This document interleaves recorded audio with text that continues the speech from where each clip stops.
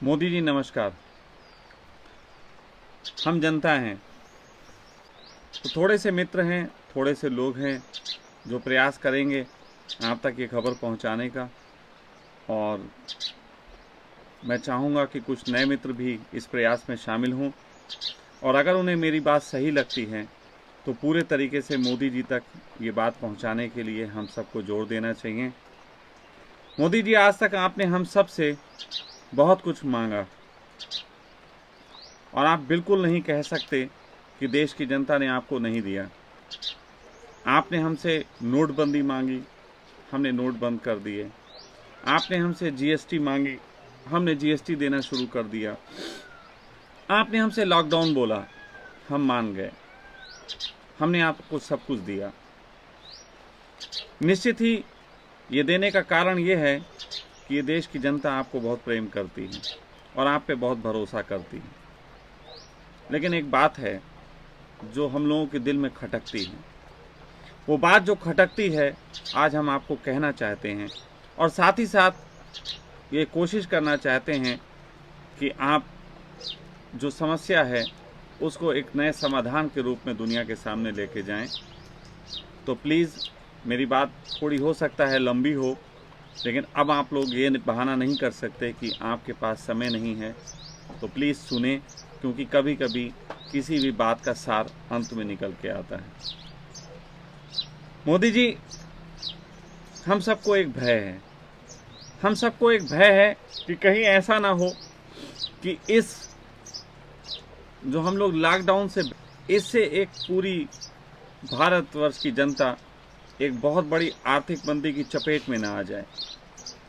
आर्थिक मंदी की चपेट में अगर हम सब आ गए तो हमें एक भय है कि आपके पास एक बहाना होगा कि आप कह सको कि भाई पूरी दुनिया में आर्थिक मंदी छाई है तो हम छा गए, इसमें हम कुछ नहीं कर सकते, कोरोना की वजह से छाई।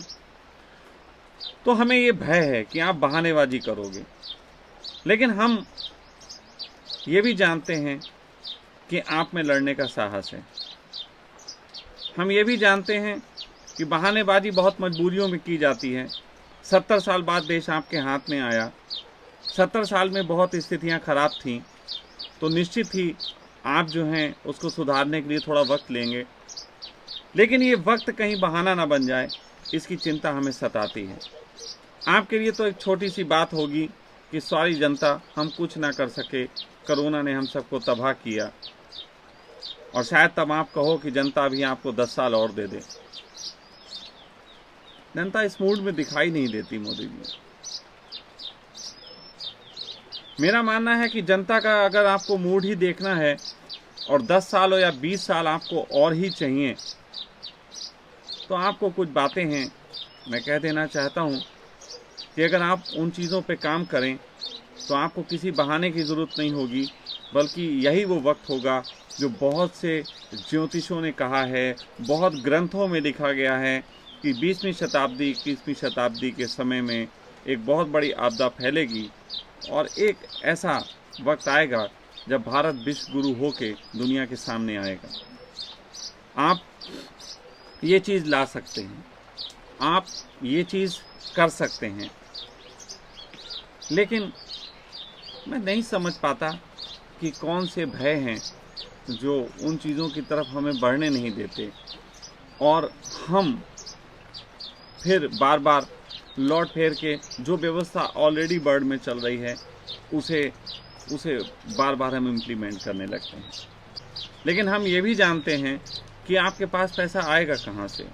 आपके पास तो खुद का कोई पैसा है नहीं, आप फ़कीर आदमी। हम लोगों के जेबों को भरने के लिए, लोगों के पास भोजन पहुँचने इसके लिए आप ऐसा कर दोगे कि विश्व बैंक से लोन ले लोगे, बहुत बड़ी मात्रा में वो आपको लोन दे देगी, आर्थिक सहायता दे देगी, या और दुनिया के देशों से आप इस तरीके से कर्जे ले लोगे। और ऐसी स्थिति में होगा ये कि आप थोड़े समय बाद हमें भोजन दिया था इसके नाम पे हम पे थोड़े से टैक्स और बढ़ाओगे, क्योंकि वो निपटाने हैं। तो हम आपसे एक विनती चाहते हैं, आप जब लोन लोगे तो लोन में आपको कुछ सामान तो मिलेगा नहीं, एक डिजिटल करेंसी मिलेगी। वो डिजिटल करेंसी से लोग यहीं जो अनाज है वही खरीदेंगे, गोदामों में जो भरा हुआ अनाज है वही खरीदेंगे, सब कुछ इसी तरीके से चलेगा।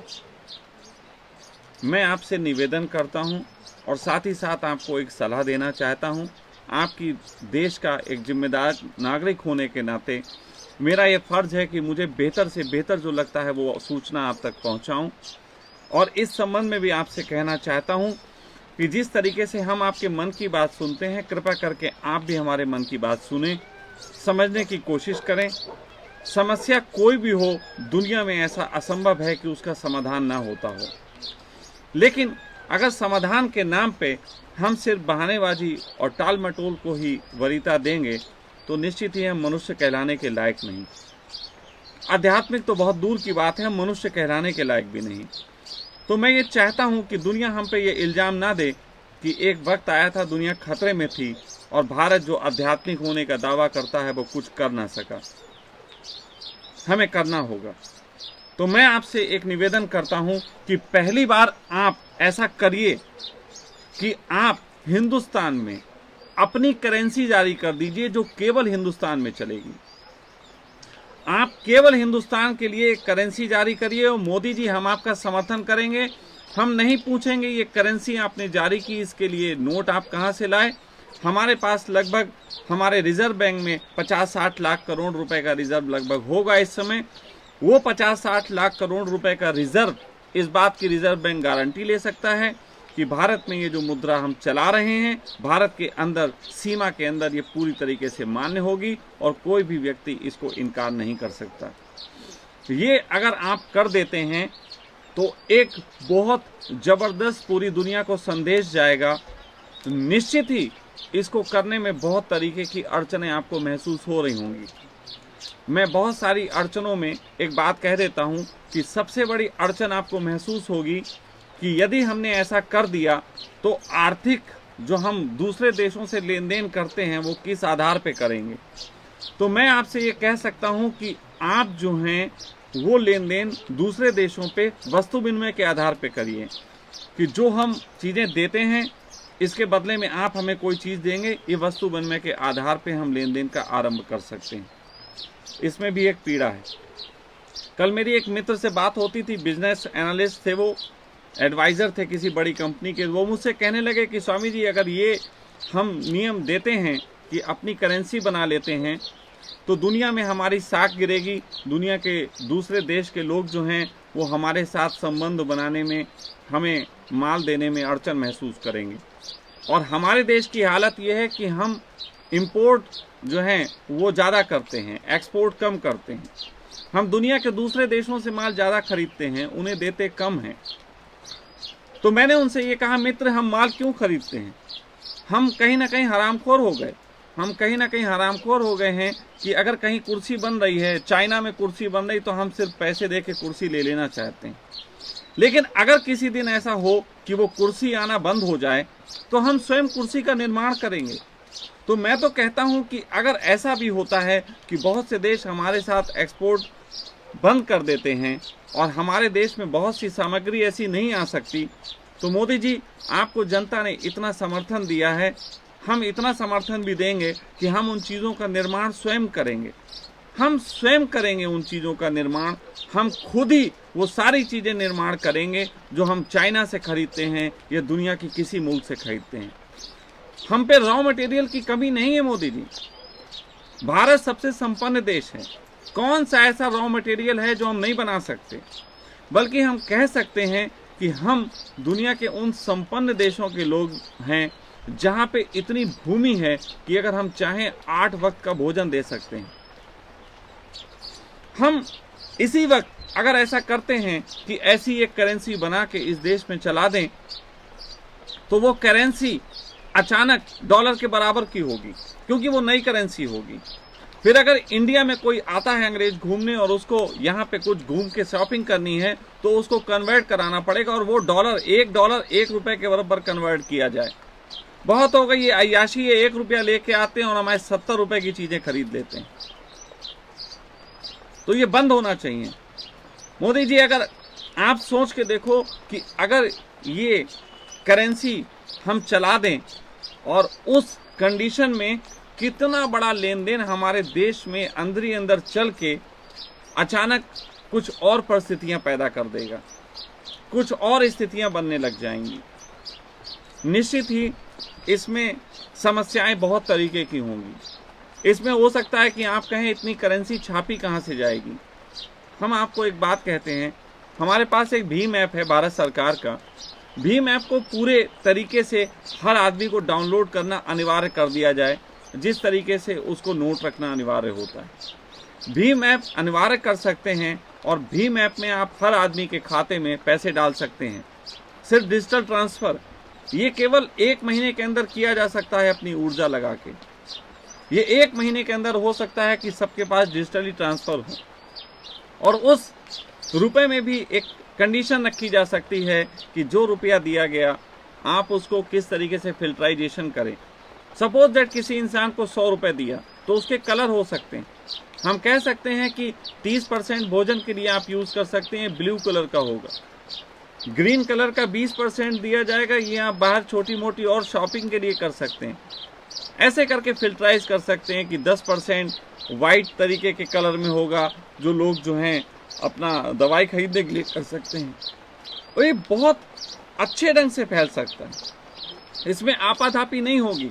इसमें हमारे देश के कौन कौन से संसाधन हैं, मूलभूत जरूरी जो भी संसाधन हैं, उन संसाधनों को खरीदने के लिए हम वो मनी अलग अलग कलर में फॉर्म कर सकते हैं डिजिटल मीडिया पे ही। हम एक तरीके का ये पूरे तरीके से कर सकते हैं कि हम भीम ऐप को लॉन्च करें और भीम ऐप को पूरी दुनिया में मस्ट कर दें। दुनिया के सारे ऐप इस समय बंद कर देने चाहिए हिंदुस्तान के अंदर। ये फेसबुक जिस पे मैं बोल रहा हूँ ये भी बंद कर देना चाहिए। हजारों करोड़ रुपया बल्कि लाखों करोड़ रुपया, ये लाखों लाख करोड़ रुपया ये यहाँ से लेके जाते हैं, लेकिन इसकी कोई भरपाई हमें नहीं मिलती। इवन कि जो कंपनियां इनको देती हैं, विज्ञापन देती हैं, जो हम भारत में देखते हैं, उसका हमें जीएसटी भी नहीं मिलता। आप करें एक काम, थोड़ा सा नए तरीके की सोच बनाएं। और ऐसा इतिहास में एक बार पहले हो चुका है, इतिहास में एक बार पहले हो चुका है कि जिस समय प्रथम विश्व युद्ध हुआ था और पूरी दुनिया आर्थिक मंदी के चपेट में आ गई थी, तब एक व्यक्ति खड़ा हुआ था जिसका नाम था हिटलर। निश्चित ही हिटलर शब्द सुन के हम गंदा महसूस करते हैं, लेकिन एक बहुत बड़ी साजिश के तहत हिटलर को मारा गया। ये उन्हीं लोगों ने मारा जिनसे लड़ने के लिए मैं अभी तक बात कहता आया हूँ। ये उन ज्यूस ने ही मारा। हिटलर को बदनाम करके मारा गया। हिटलर अपने देश को, जब वो दोबारा वहां पे आया हिटलर, तो दूसरे वर्ल्ड युद्ध से पहले जब बहुत पूरी दुनिया की हालत खराब थी, हिटलर ने अपने देश में आके यही काम किया था कि हिटलर ने एक करेंसी जारी करी थी जो उसके देश में चलेगी, और कई तरीके से अपने देश को लॉकडाउन कर दिया था बाकी दुनिया के लिए। और उसके परिणाम ये हुए कि इंसान, वो एक छोटा सा इंसान, एक छोटी कदकाठी का इंसान, अपने देश को 2 सालों के अंदर पूरी दुनिया की सबसे मजबूत आर्थिक अर्थव्यवस्था उसने बना दिया था। पूरी दुनिया की सबसे मजबूत आर्थिक व्यवस्था। और इससे वो लोग घबरा गए जो दुनिया पे कब्जा करना चाहते थे, तो उन्होंने हिटलर के खिलाफ साजिश की। टीवी चैनल और सबके माध्यम से हिटलर की बदनामी की तरफ काम किया गया। और आप सबको तो पता ही है, जिस समय हिटलर दूसरा विश्व युद्ध लड़ रहा था, उस समय कहीं ना कहीं सुभाष चंद्र बोस भी वहाँ थे। सुभाष चंद्र बोस को तो हम लोग नहीं भूले होंगे। तुम मुझे खून दो, मैं तुम्हें आज़ादी दूंगा। सुभाष चंद्र बोस भी वहाँ थे। और हिटलर के उस समय आज भी लोग खोज करते हैं कि 2 ट्रेन की गाड़ियां भर के डिब्बों में सोना जो था हिटलर का गायब हो गया था। हिटलर ने कहीं छुपा दिया था और वो आज तक नहीं मिला। उसकी बड़ी खोज जारी है। और सुभाष चंद्र बोस की लाश भी आज तक नहीं मिली। मैं ये कहता हूँ कि ये सोने का कहीं ना कहीं इस तरीके से कहीं छुपाने का काम हमारे देश के उस आदमी ने ही किया था जिसको हम सुभाष चंद्र बोस के नाम से जानते हैं। क्योंकि उस समय इस तरीके के मीडिया और सब उपलब्ध नहीं थे कि जिस पे खुल के अपनी बात कही जा सकती। इसलिए कुछ छुपी हुई बातों पे मैं चर्चा कर रहा हूँ। और मैं आपसे विश्वास दिलाता हूँ, आप इस पे चिंतन करें। मैं एक अदना सा इंसान, ज़्यादा पढ़ा लिखा नहीं हूँ। आप बहुत बड़े बड़े लोग वहाँ बैठे होंगे, लेकिन पढ़े हुए लोगों की एक बुराई होती है, उसको आप थोड़ा सा जान लें, क्योंकि आप अभी अगर किसी तरीके से सबने मेहनत की और मेरी ये बात आप तक पहुंच भी गई, तो आप कहीं ना कहीं उन्हीं लोगों से सलाह लेने बैठोगे जो दुनिया में बड़े बड़े अर्थशास्त्री हैं। लेकिन सारे बड़े अर्थशास्त्री आपको मेरे खिलाफ बात बोलेंगे। वो क्यों बोलेंगे? क्योंकि उनका माइंड सेटअप ही ऐसा है। वो जिन किताबों को पढ़े हैं वो किताबें भी बड़ी दो कौड़ी की हैं। उन्होंने चाणक्य को नहीं पढ़ा, जिसमें ये कहा जाता है कि लोगों पे कम से कम जनता पे ब्याज होना चाहिए, टैक्स होना चाहिए। वो नहीं पढ़ी। चाणक्य की हम लोगों को किताबें नहीं पढ़ाई गई। हमको नए तरीके के पश्चिम के साइकोलॉजिस्ट और पश्चिम के मनोविज्ञान और पश्चिम के अर्थशास्त्री, इनकी जानकारी दी गई। और पश्चिम के पूरे अर्थशास्त्री जिस तरीके की एक चेन में चलते हैं, हमारे पूरे माइंड का सोचने का सिस्टम उसी ढंग का हो गया। तो आप अगर उनसे सलाह लेंगे वो मेरे खिलाफ होंगे। लेकिन मैं आपसे कहता हूं, कोई भी अर्थशास्त्री अगर आपको ये सलाह दे कि ये जो लागू करना है, इसे लागू करना मुश्किल होगा और पुरानी अर्थव्यवस्था जो चल रही है उसके खिलाफ जाना होगा, तो मैं उनसे सिर्फ एक ही चीज़ आप कहिएगा कि हम ये मान लेते हैं कि पूरी पृथ्वी पे हम इस समय भारतवासी ही बसे, कोई है ही नहीं। हम दुनिया से कट ऑफ कर लेते हैं, कोई दुनिया नहीं है हमारे लिए सब भारत देश है। और इसी भारत देश में वो इकोनॉमिक्स का पैटर्न लागू कर दो तो बात बिल्कुल वही हो जाएगी जो मैं कहने जा रहा हूँ। अभी जो पैटर्न लागू है वो पूरी दुनिया में लागू है। अगर वही लागू करना तो केवल इंडिया के अंदर लागू करो। हम अपने लिए लागू करते हैं, हम अपनी ही करेंसी चलाएंगे। लोगों में करेंसी की ज़रूरत है।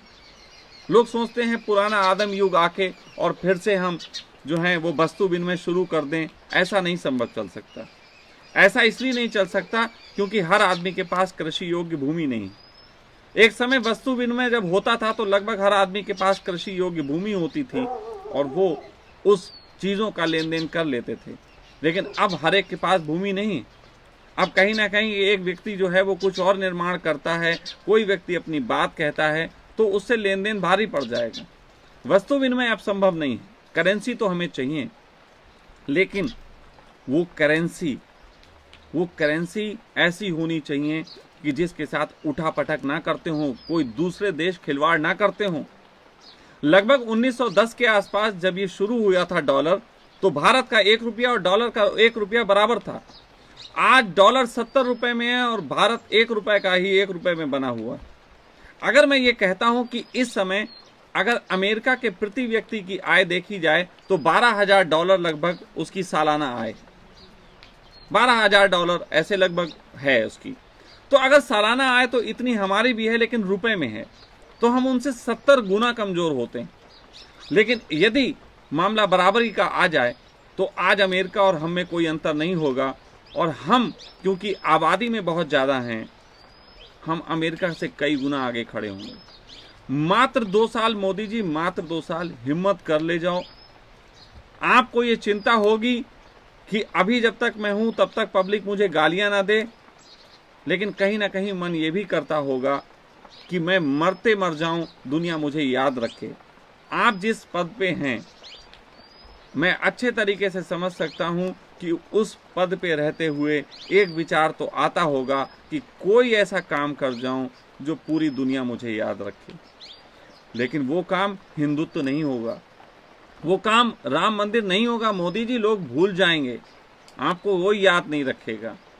लेकिन वो काम हो सकता है अगर आप इस देश को उन ऊंचाइयों पे पहुंचाओ जिसके हम हकदार हैं। तो ये काम होगा कि आपको मरने के बाद भी हजारों लाखों सालों तक, जब तक ये हिंदुस्तान रहेगा, आपको याद किया जाएगा। मैं आपसे हाथ जोड़ के निवेदन करता हूं मोदी जी, बहुत बुरा दौर आने वाला है। आप सिर्फ ये कह के कि पूरी दुनिया खतरे में है तो हम भी खतरे में हैं, ये छोटी कायरता मत दिखाइए। एक बड़ी हिम्मत दिखाइए। एक बड़ी हिम्मत दिखा के एक बड़ा स्टेप लीजिए। और मैं निश्चित कह रहा हूं कि ये छोटी सी जगह जहां से बैठा मैं बोलता हूं, ऋषिकेश, ये ऋषियों की भूमि, जहां से ये आवाज़ गूंजी है, ये विचार आया है, आप थोड़ा सा मान के देखिए। ये व्यर्थ नहीं जाने वाला। हमने बहुत बार दुनिया को बहुत बार संदेश दिया। एक बार जब मैं बात करता था कि इस तरीके के लोग हमारे देश को और सबको बर्बाद कर रहे हैं, तो किसी ने बड़े मुस्कुरा के कहा था यहाँ तो सिकंदर भी पीटा था आके। तो मोदी जी एक बार दिखा दो, कोरोना को तो पीट देंगे हम। आप 3 महीने बोलना हम अंदर रहेंगे घर में, 6 महीने बोलना हम घर में रहेंगे, साल भर भी बोलना हम घर में रहेंगे। लेकिन मोदी जी अगर आपने हमें घर में रखने के लिए दूसरों से लोन लिया और उस लोन को निपटाने के लिए बाद में हमसे मांगा, तो मोदी जी मैं सबसे पहला व्यक्ति होऊंगा जो आपकी खुलेआम खिलाफत करूंगा। मैं बिल्कुल आपका इसमें सहयोगी नहीं बनना चाहता। मुझे आप खाने को मत दो, मैं पेड़ों के पत्ते खा के रहने को तैयार हूं। भारत के हर इंसान को ये बोलना पड़ेगा, भारत के हर इंसान को ये कहना पड़ेगा कि मोदी जी हम अपने तरीके से जी लेंगे, लॉकडाउन में भी जी लेंगे, कम खा के जी लेंगे, लेकिन मोदी जी आपको लोन नहीं लेना है। मोदी जी आपको किसी भी तरीके से लोन नहीं लेना है। अगर आपको हमारी मदद करनी है तो आप अपने नाम का सिक्का निकाल दो, हम मानेंगे। आप अपने नाम का सिक्का निकाल दो, हम मानेंगे। तो ये सारी जनता को भी करना पड़ेगा, हर एक को ये कहना पड़ेगा। ये बहुत जरूरी हो गया है इस समय। हाँ, इसके संबंध में बहुत सारी बातें आएंगी। मैं ये भी जानता हूं कि अगर हम ऐसी कोई व्यवस्था बना लेते हैं, ऐसा कोई निर्माण कर लेते हैं करेंसी का, तो उसकी सबसे ज्यादा सिक्योरिटी की प्रॉब्लम है। आज की तारीख में हमारे पास सर्वर सिक्योरिटी सिस्टम भी ऐसा नहीं है कि हम इसको संभाल सकें। लेकिन उससे घबराने की जरूरत नहीं। क्रिप्टो करेंसी की जो लैंग्वेज आई है वो बहुत प्यारी लैंग्वेज है, और वो क्रिप्टो करेंसी की लैंग्वेज का निर्माण करने वाले हमारे देश में भी मौजूद हैं। तो मोदी जी उनसे बात करके आप एक नई तरीके की लैंग्वेज, सिक्योर लैंग्वेज का निर्माण कर सकते हैं। निश्चित ही सिस्टम तो लगेगा, लेकिन जितना बड़ा सिस्टम इस पूरे डैमेज कंट्रोल से लगेगा, उससे बहुत कम सिस्टम उन बात में लगेगा जिसको मैं कह रहा हूं। तो प्लीज मोदी जी, ये भारत की जनता की तरफ से मैं आपको ये संदेश देता हूं कि मोदी जी वक्त आ गया है एक बड़े फैसले लेने का। और मुझे याद है वो दिन जब आपने नोटबंदी को भी किया था, उसके बाद आपका एक स्टेटमेंट आया था कि मेरी जान को खतरा है। दोस्तों, आपने छुपे हुए इशारों में बात कही थी और मैं समझ गया था कि आप भी उन्हीं ताकतों की बात कर रहे हैं जो दुनिया की वो ताकतें हैं जो सबसे मजबूरी में ये काम करवाती हैं। आप जिस पद पे बैठे हैं वहाँ आपसे छुपा नहीं है कि कौन दुनिया को तबाह कर रहा है। मौत तो तेरी भी आनी है मोदी, मौत तो मेरी भी आनी है, मौत तो हम सबकी आनी है। लेकिन मौत से पहले अगर कुछ करके जाएंगे तो फिर ये कहानी बार बार दोहराई जानी। मौत तो सबकी आनी, कहानी जो बार बार दोहराई जानी है, हमें वो मौत अपनानी है, हमें वो मौत अपनानी है। तो जिनको भी दोस्तों ये लगता हो, प्लीज़ मैं इस पे पूरी चर्चा करने को तैयार हूँ। जितने भी अर्थशास्त्री बैठना चाहें बैठ जाएं, जितनी भी दुनिया के बिजनेसमैन बैठना चाहें बैठ जाएं। मैं उनसे पूरी तरीके से ये चर्चा करने को तैयार हूँ कि इस समय देश को बचाने का और दुनिया को एक नई मिसाल देने का सिर्फ यही एकमात्र तरीका है, दूसरा कोई भी तरीका नहीं है।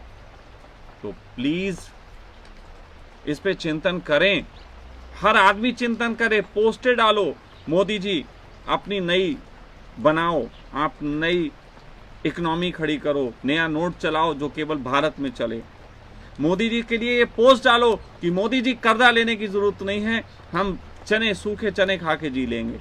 मेरे आश्रम में छोटे छोटे बच्चे वो चने खा के जी रहे हैं। छोटे छोटे बच्चों ने कहा नहीं स्वामी जी, हम आप जो बताओगे वो करेंगे। 2-3 दिन तक उन्हें स्वाद की दिक्कत हुई, उसके बाद वो आज मान गए। वो छोटे बच्चे मान सकते हैं, हम सब भी मान सकते हैं। थोड़ी दिक्कत तकलीफें होंगी, लेकिन मामला हो जाएगा, आगे बढ़ लेंगे। तो मैं जो कहना चाहता था मैंने कहा। मैं इतना ही कहूँगा कि ये चिट्ठी थी जो इस डाकिये ने मोदी जी के लिए भेजी है, और ये चिट्ठी आप सब लोगों को सहयोग करके पहुंचानी है। आप मेरे डाकिये बने और हो सके तो इसे मोदी जी तक पहुंचाएं। और मोदी जी को जब ये चिट्ठी मिले तो निश्चित कह दीजिएगा ये चिट्ठी भी जो आई है परमात्मा का संदेश है। शशांक केवल डाकिया था, ये चिट्ठी परमात्मा की है, शशांक का कुछ भी नहीं। प्रणाम।